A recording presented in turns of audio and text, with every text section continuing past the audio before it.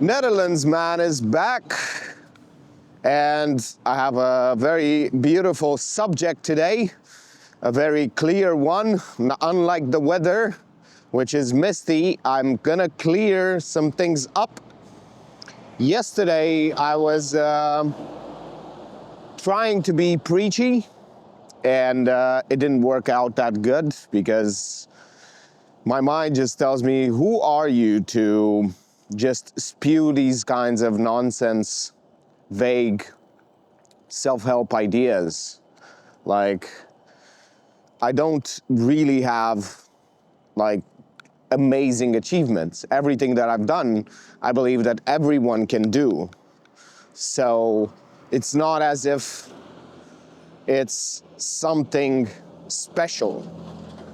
So now I'm gonna talk about a pivotal point in my life, but I'm gonna do it in a special way. So here it is, how to fail at life. And the first step is to overthink everything. To overthink everything, and especially actions. To always try, overthinking is always trying to do the best move in the game. As if it's a chess game and you are against a grandmaster. When in fact, life is like playing chess against a toddler.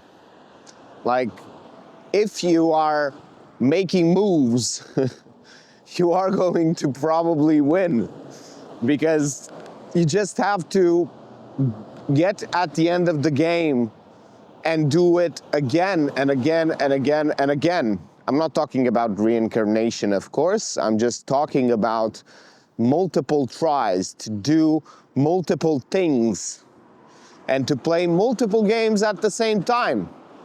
Play games that are 100% sure that they will, well, not really 100%, but like 80-90% sure that they are going to do something for you, and games that have a 10% chance of working, because that's how you get lucky. And yeah, don't do that. It's bad for your chances. It's bad for your for your life. So overthinking, just overthink everything. And the second one is to have this belief that everything matters and everything is so important, when in fact most of the things that we do have no importance at all. Like, nothing has any consequences. Most of the things that I do have no consequences, no negative consequences. That's what I want to stress. The word negative consequences. The things that I'm doing rarely have negative consequences. Sure, there might be a few here and there, but usually it's such a low, like, losing. Let me tell you about the business that I have. I have a course business and I got 2 strikes. If I get 3 strikes, I get banned. All my business goes away. So you might say that's a awful consequence. That's a bad consequence, but it's not. It's just a 6 months delay. I just have to wait 6 months for those things to go away. And in the meantime, I can do other things that improve my life even more than that, such as moving to another country and having 2 more jobs.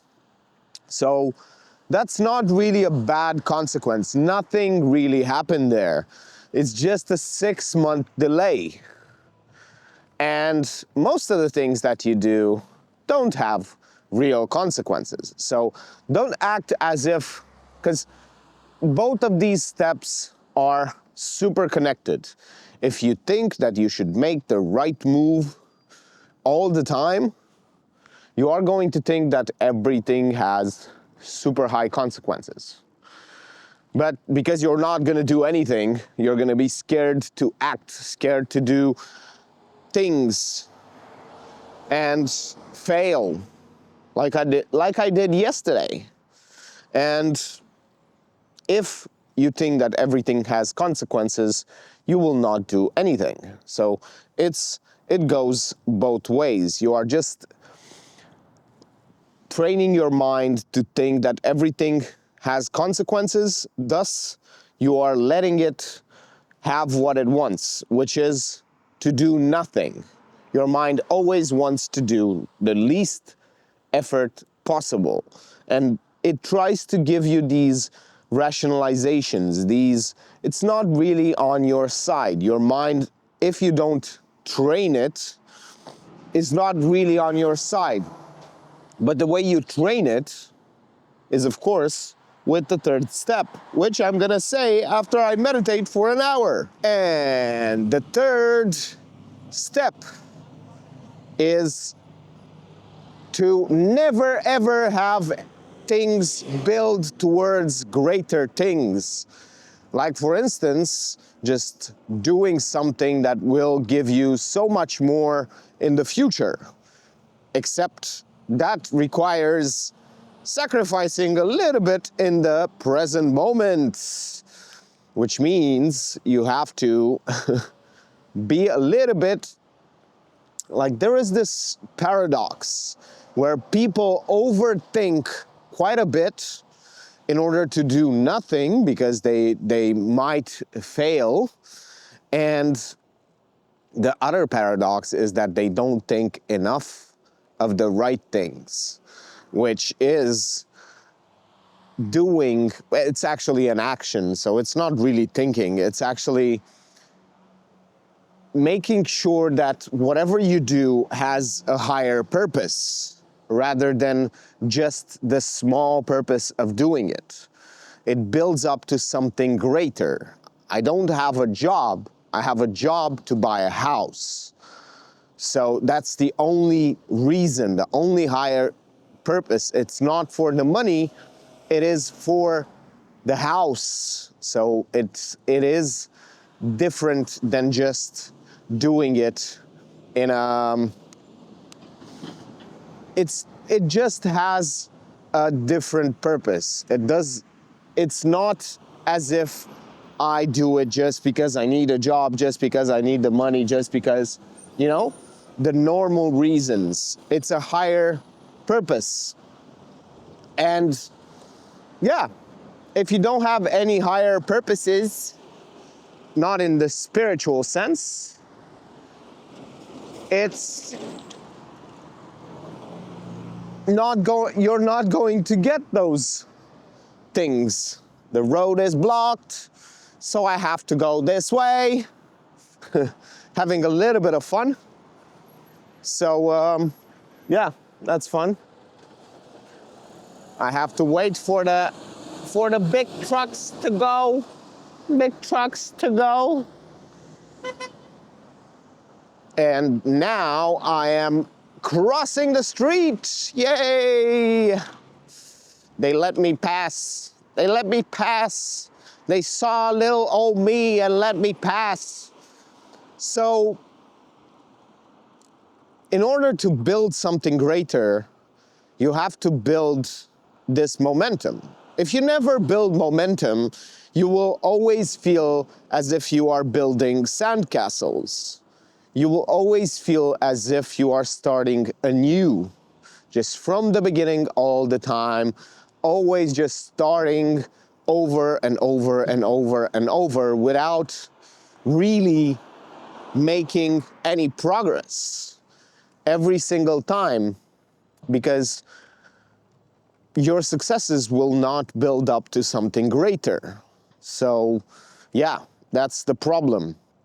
And it's as if you are walking and someone is biking and they are telling you, I'm faster, just because the bike, if I stop pedaling like this, it is still going. So it holds its momentum, as if as opposed to walking, which doesn't hold its momentum. So you have to understand that there are a few ways in which to really screw up your momentum. And one of them is the fact that if you don't have things stack on top of each other, you don't have a higher purpose for your actions, it can be anything. Instead of meditating today, I do a challenge where I challenge myself to meditate for a year. It is a higher purpose. You just invent it. It doesn't have to be something so tangible as a house, but everything. And this brings us to the bonus point, which is never making things as a project. Like every single day, just winging it, just winging everything. Never having projects, never treating things seriously. And there is a small caveat to that. Taking things too seriously can be bad as well.